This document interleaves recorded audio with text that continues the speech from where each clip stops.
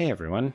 Back in October, we had the opportunity to participate in Patreon's Trick or True Crime event, focusing on, you guessed it, true crime. We used this as an opportunity to cover 2002's Dahmer, starring a pre-famed Jeremy Renner.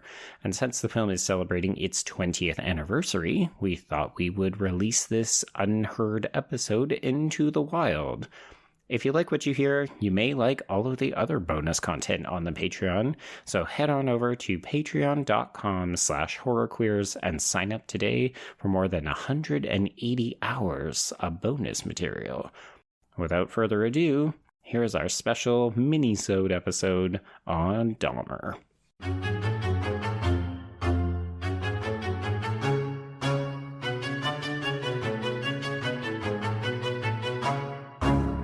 You're obsessed with her, and you're obsessed with her daughter! All right, easy, Geraldo.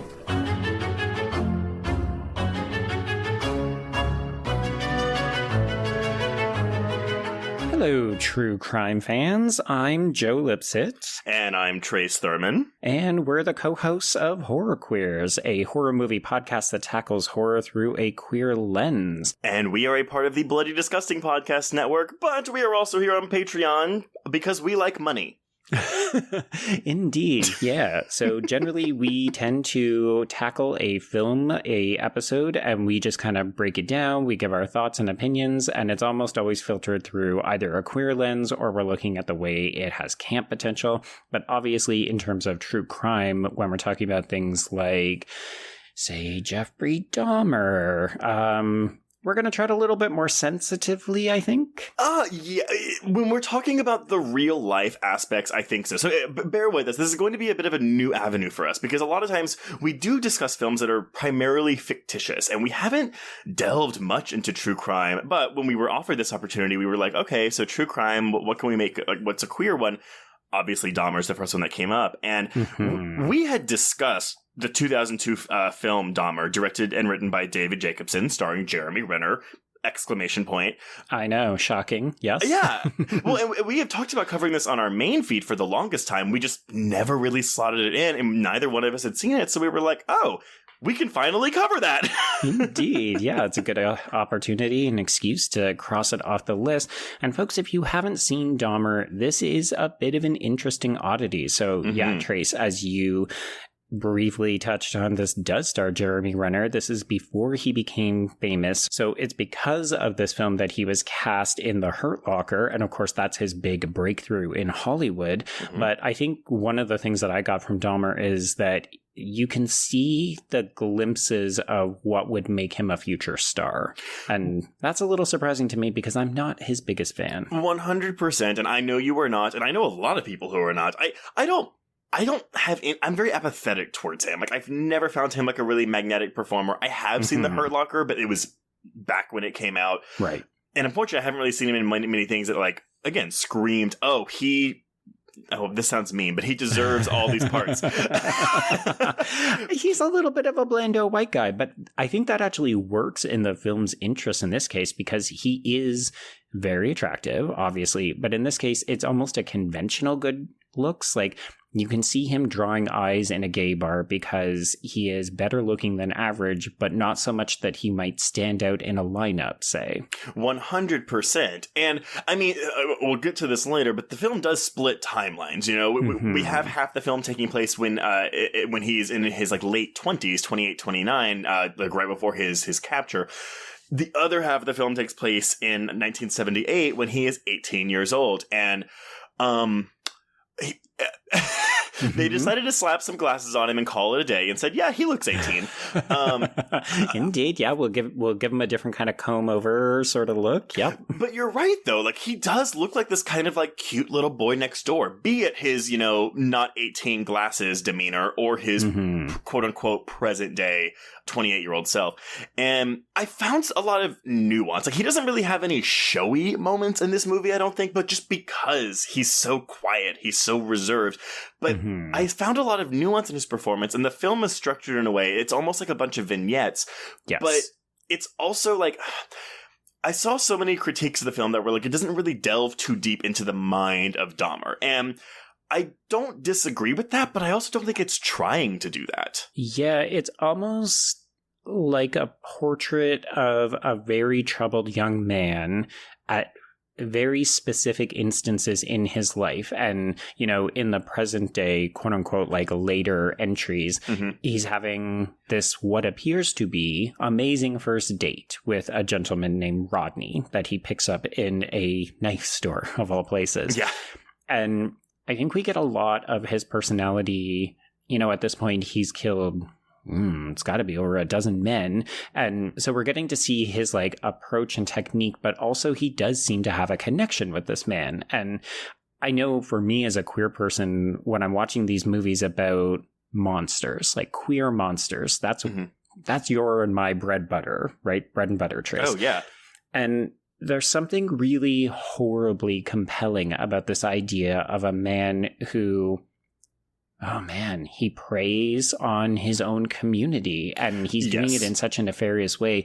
But what's compelling about Dahmer the movie is that he doesn't come off as a monster. Like, we don't really know who he is, but he's also not, you know, cackling with glee and putting men into like boiling cauldrons. Well, that's kind of what I wanted to talk to you about too, though. So, I mean, like, I think an issue that some people have with true crime, especially when you're adapting it, is that it sometimes the films or television series, or especially miniseries, can try to humanize, empathize with the monster. Yes. And of course, that's the issue with true crime sometimes, right? Is that it's always, it's about the killer.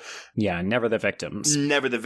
But that being said, I mean, despite the fact that Dahmer was diagnosed with borderline personality disorder, psychotic personality disorder, and schizotypal personality disorder, like, this is a man who was gay. Sorry, he is dead.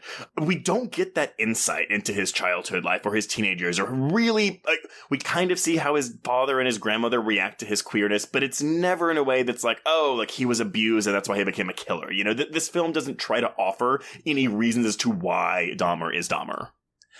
Yeah. And in fact, one of the things that really struck me about the film is the way that Dahmer almost weaponizes his queerness. So he understands when people are uncomfortable. Like in that scene where he is confronted by his father and his grandmother because he has first a mannequin bust of a man in his closet, and then later he has a kind of memory box, and the father really wants to know what is inside this locked container. Yep. But I like the idea that Dahmer is a very smart man, and he knew how to make his father and his grandmother's discomfort with his sexual orientation so that he could get away with his crimes. So it's not that he's a gay killer, although he is. It's that he is a killer who happens to be aware of what effect his gayness has on other people.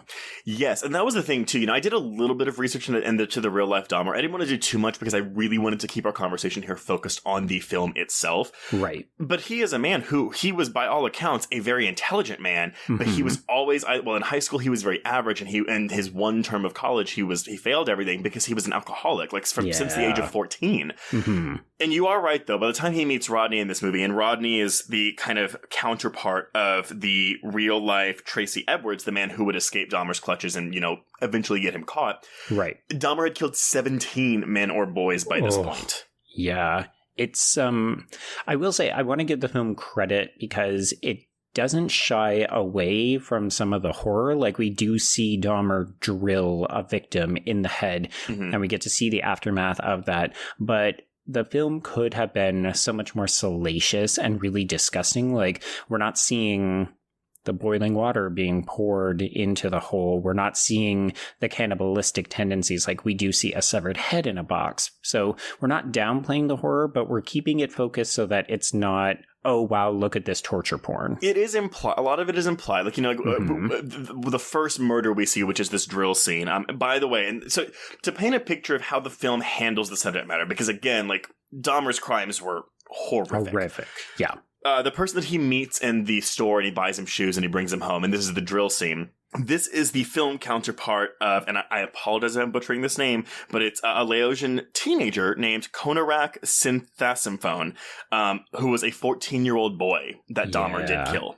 And the film definitely makes it seem like I think they age him up because this individual looks closer to like a young man. Like he looks of age. And the film doesn't really address the fact that Dahmer was preying on a lot of underage men. We do see a number of men of color, which it seems like Dahmer, I don't know if he was exclusively interested in that, but I especially took away the idea that he was preying on members of the community that might be easier to miss. You are not incorrect. And this is really evidenced in the scene when this man escapes. I mean, he's essentially been partially lobotomized here. But when he comes across two black women and the cops get there and they treat these women like they are nothing. And so watching this, I was like, I mean, again, like we're in 2021 right now. And so obviously there's been a lot of talk about race and racial injustice now, like more widespread than ever. And so watching this film from 2002 address that, I was kind of, I mean, I was impressed with it, but also it's very sad because it's like, oh my God, like look at how these cops just disregard these women completely when they could have caught this man right now. Oh, yeah. And that, I think for a lot of people, this interaction is one of the most infamous of Dahmer's many crimes. You know, he is conducting some really abhorrent and disgusting and disturbing activities. But this idea that he could have been stopped so much earlier if only people had have listened. And of course, the people that needed to be listened to are from marginalized communities. They're people of color, they're women, and I mean, I'm not going to say that the film makes these cops absolutely terrible, but, you know, they don't come off great. But so what you were saying, though, about how he weaponizes his homosexuality, he does the exact same thing in the scene with the cops. Absolutely. Which honestly, I was a little surprised at because I was kind of like, oh my God, like, why are you like kind of flaunting this? Because I was afraid he was going to get arrested or something, right? Because he was exactly. But it had the opposite effect where they were just more uncomfortable and they were like, oh, we don't want to deal with this F-slur. Yeah, basically like, oh, he's got sexually explicit pictures. Not really. They're pretty like G-rated, all things considered. But yeah, I like that they basically took a couple looks at the photos, didn't even bother to check out the apartment where he already had a body. Well, he already had a body, but also because in the real life scenario, like they were looking at these pictures of this boy. It was a 14-year-old boy that Dahmer told them was 19 years old, and they believed it. Yeah, because they wanted to get the fuck out of that apartment because they didn't want to have to deal with this queer man. Yeah. But as a whole, though, this movie, you know, it's kind of like, I don't want to say slice of life, but it is kind of forgive the term, but a highlights reel of Dahmer. No, because so out of his 17 victims, what this film does is it showcases his first murder from 78. It showcases his 12th murder, which is the driller, and his almost 18th murder, which is Rodney. Right. And then we get a little bit of a flashback to his home life. But honestly, I could have done without the flashbacks. I don't know about you. Yeah, I'm interested to hear you say that because before we started recording, we had a brief discussion about the other sort of high-profile Dahmer film, which is My Friend Dahmer, and that really showcases who he was as a child and how he grew into the monster that he would eventually become. I'm using monster very glibly here because he is a human being. He's just a very disturbed human being. Yes. Yeah, I didn't always love the flashbacks, particularly, you know, it takes a little while to get accustomed to the fact that they are actually also moving backwards in time. So you're starting with the latest flashback and then you're moving all the way back to the point where he commits that first murder. And that's honestly, from a basic filmmaking standpoint, like I get that this film had a very low budget. It looks like a very low budget film. Yes. Usually you would have like a change in style or a visual cue or something to tell you, hey, this is a flashback. But not only are we in two different timelines, but yes, like you said, the timelines are moving backwards. And the only signifier we have is Jeremy Renner wearing glasses. which took me a bit to catch up on. Yeah, it's not as strongly cued as it could have been. Like, I was reading along with the Wikipedia entry because I wanted to make sure that I wasn't really missing anything, because my familiarity with it was kind of surface level. Like, yeah, I know who Dahmer is. I know that he killed a bunch of people. I know that he did very gross things. And so I was interested to see exactly how the film was going to capture or document that, and whether it was going to be as salacious and disgusting as it could have been. And then, yeah, the flashbacks are interesting, but I do agree with you. I don't think they always work. I think in part it's because we want to end the film on a certain place. So it's like we're ending with the first murder and the last murder, just so that we can juxtapose, you know, what has the journey wrought? How has he changed? Who is he as an individual? Mm-hmm. And so I think there's a bit of a poetic symmetry to that. But I think the project of getting to that point didn't always satisfy. Well, I think that's my thing, is like after finishing the film and kind of sitting with it, I was like, oh, the flashbacks really just feel like, hey, we need a reason to show the first murder, so we have to get there. Mm-hmm. Or it's like, hey, we got Bruce Davison, let's use him. Oh my God, yes. Always welcome. Always welcome. Which by all means. And of course, even the scene with the lockbox. I mean, like, it's a tense, interesting scene. And of course, when you see that there's a head in that box, it's like, oh shit. Oh shit. Like, I probably said, oh shit, a couple times in this movie. I mean, This is a movie, and, you know, we talked about how it doesn't really get... It displays the disturbing aspects without being, like, very exploitative. But this is also a film that has a montage of him drugging and raping men. Oh boy, I was not prepared for that. Mm-hmm. Yeah, it's really the film's only proper use of montage, right? Yeah. Mm-hmm.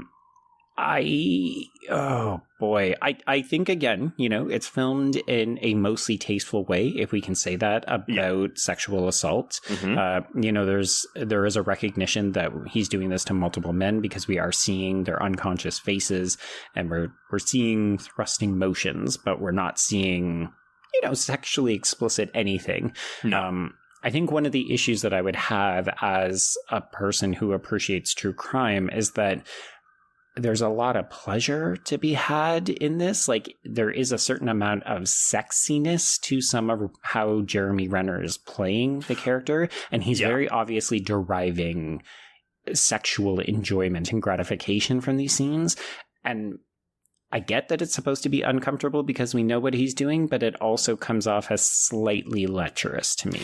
Yeah, I got, and this may be weird to say, but I got a porn vibe from a lot of these sequences. Yes. Not really the rape sequences per se, but like the scenes where he's going to pick up men. I mean, like, a lot of them, and because it's shot like really grainy, it looks like it's on the cheap. Like you're like, oh, this is an actual porn. Like, I have seen this porn. Hey, buddy, let me buy you shoes. Very much so. Like, honestly, all of these pickups felt like the setup for a gay porn film that I've seen before. I mean, not a specific one, just like, you know, insert gay porn film here. Name them. I want to hear them. No, but I don't know if that was intentional, but I agree. But I mean, you know, outside of the rape scene, we have the scene where we have the corpse of this man that he drilled the hole into, and I mean, we don't see the sex, but we see the foreplay leading up to the sex. Mm-hmm.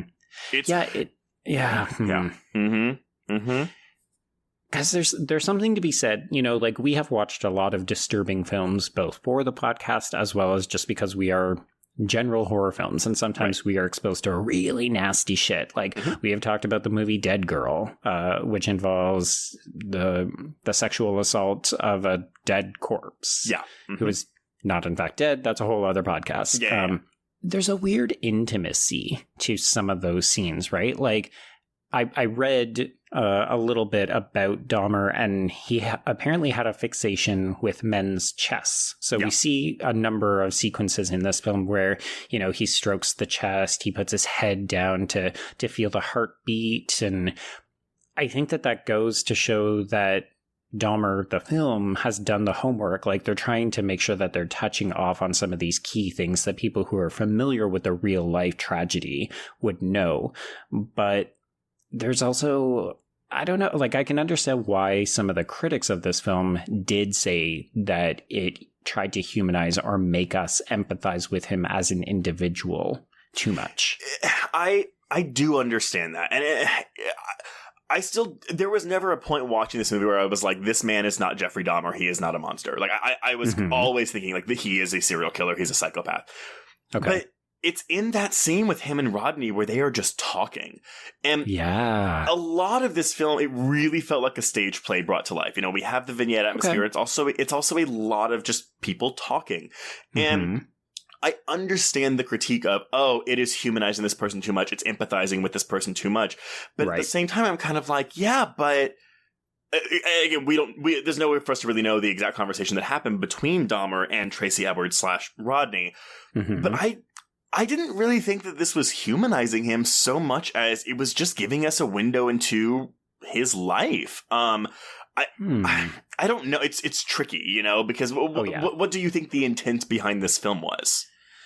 Oh my God. What a loaded question, sir. No, I don't even expect you to have an answer per se, but you know, what is the goal of any film, book, TV show that takes a real life tragedy? I mean, obviously money is probably a factor, but it's like, I don't know. I didn't feel like that the writer director behind this was like, oh yeah, let's do Dahmer. It felt, I'm not going to say carefully put together, but it didn't feel bad to me for the most part. Right. Well, I know that David Jacobson, who is the writer-director of the film, really struggled to get the finances to make this movie. So even though it's a low-budget film, you could see that in the film stock and, you know, the fact that it doesn't have a lot of locations. You're right, it does often feel like a stage play. And I think part of that is a budgetary constraint. But I read that Jacobson actually had to kind of shop this around as, hey, this isn't going to be a gross thing. Like, because apparently a number of folks heard the word Dahmer and said, absolutely not. How could you?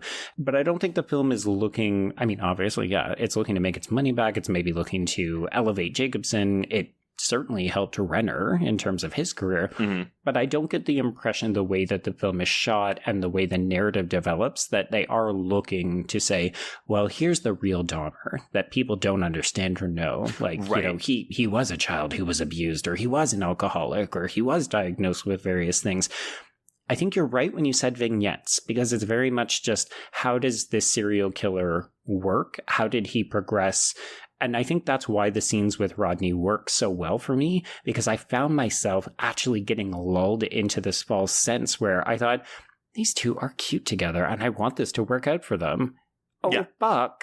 This is going to end in murder if something doesn't change. Well, and as someone who didn't, like you said, like we both said, I didn't do a lot of research into Dahmer, so I didn't know really how the situation with Rodney was going to play out. I didn't know he was going to be this Tracy Edwards doppelganger. It could have gone either way, right? It could have gone either way, but yeah, and because you're right, you know, the financiers didn't want to come into this because they were like, oh, the content is too graphic. But again, like, look at how we have described this film, right? We have said, oh, like, there's a montage of rape. He almost has sex with a corpse. But like, we're saying this stuff, but whatever you're imagining in your head from us saying this, it's not an X-rated movie. It is nowhere near what this film shows. This film does show things, but a lot of what the horrific content, I'm sorry, the extra horrific content, is implied. But also, I mean, and tell me if this is in poor taste.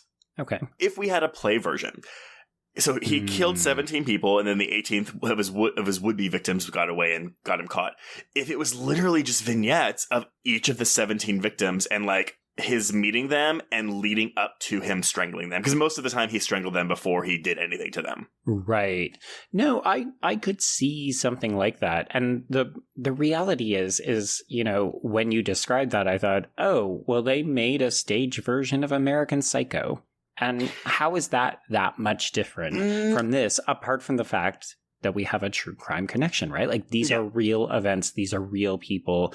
Dahmer makes the wise decision to change some of the names out of reverence and sympathy for the real victims. But in terms of graphic violence and taste levels, this isn't this is far more tasteful than a lot of the things that we're watching on the regular. Yes, and your mileage may vary, like the fact that this is a true story, and yes, they changed the names, but it is very clear who their real-life counterparts are. Oh my god, yeah.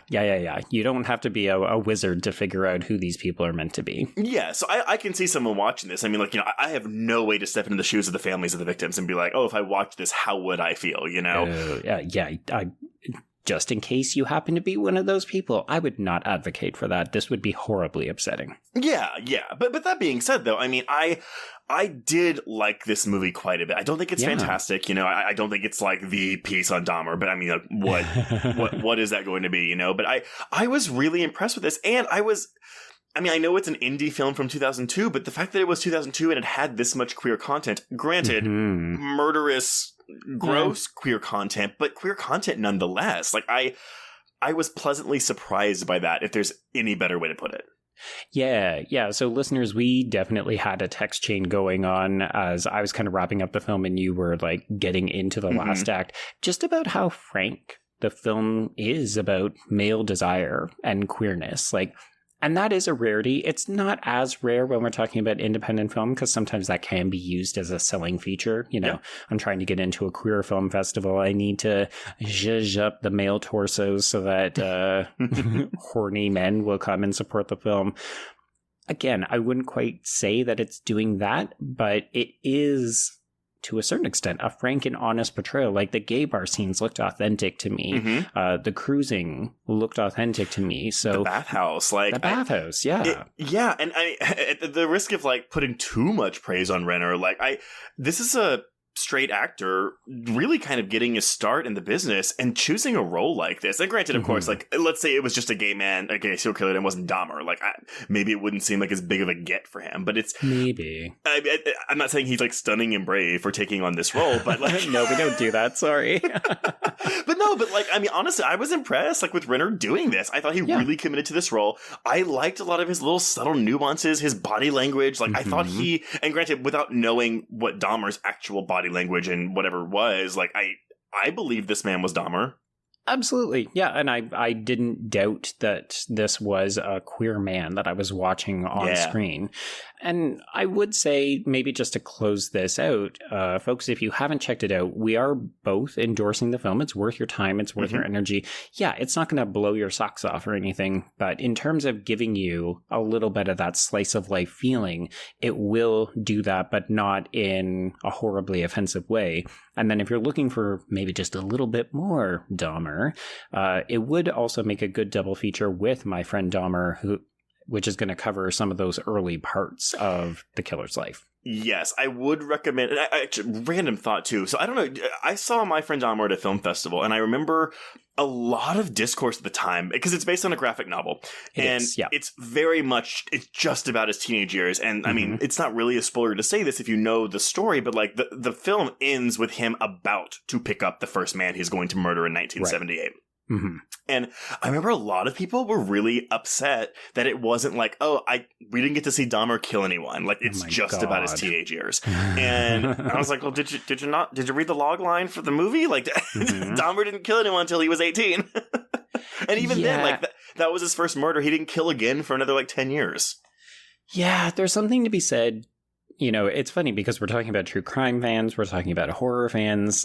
There's something to be said, again, I think, when we're meeting that intersection where I don't know that I always want the murder in my true crime. Whereas if we're just talking about a straightforward horror film, I'm far more comfortable with it. Right. There's something about, I'm watching this fake character grow up and become a serial killer, to, I'm watching this portrayal of a real life serial killer grow up and become a serial killer. Yeah, there's something about that just doesn't sit quite as well with me. But I would be actually very interested to hear from true crime fans, because I know that we are dipped a little bit more into the horror waters. We have covered some other true crime content in our episodes. So this is the most true crime that we do, but we have done episodes on Joyride, which addresses in part Matthew Shepard. We've talked about Silence of the Lambs. We plan to do Heavenly Creatures at some point. Oh, yeah. But I would be curious to hear from true crime fans who are maybe listening to us for the first time.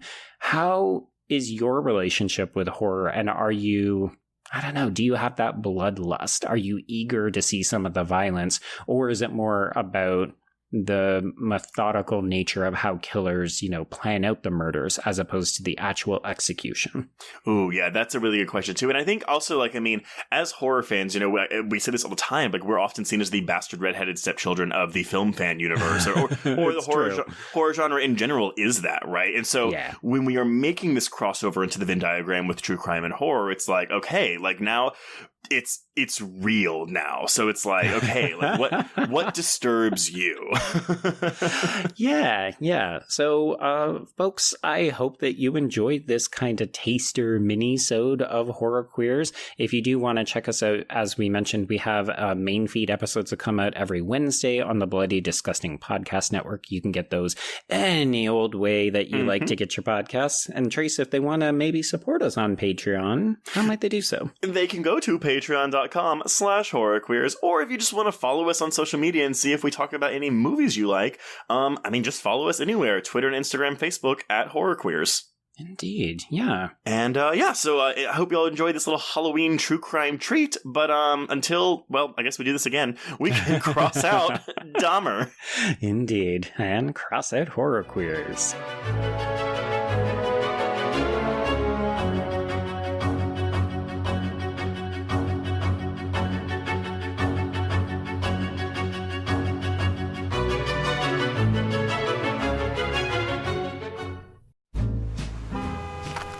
Atlas Avenue, a long stretch of road that encompasses everything the city of Kennett Heights has to offer.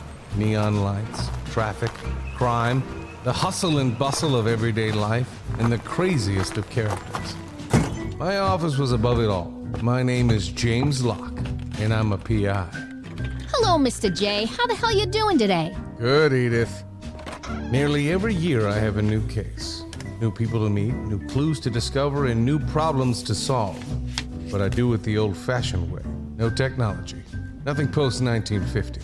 Hell, I don't even listen to podcasts, but you should. Atlas Avenue Beat is a spoof of the film noir genre with goofy characters, tons of wordplay, and non-stop raunchy humor. There's also 3 whole seasons out right now with more on the way. Just search for Atlas Avenue Beat wherever you listen to podcasts or visit us online at bloody.fm.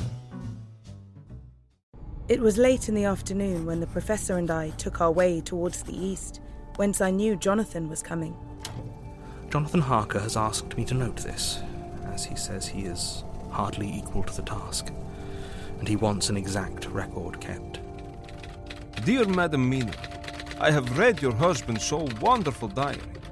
Strange and terrible as it is true. I will pledge my life on it. God preserve my sanity, for to this I am reduced. Safety and the assurance of safety are things of the past. I am in hopes that I shall see more of you at Castle Dracula.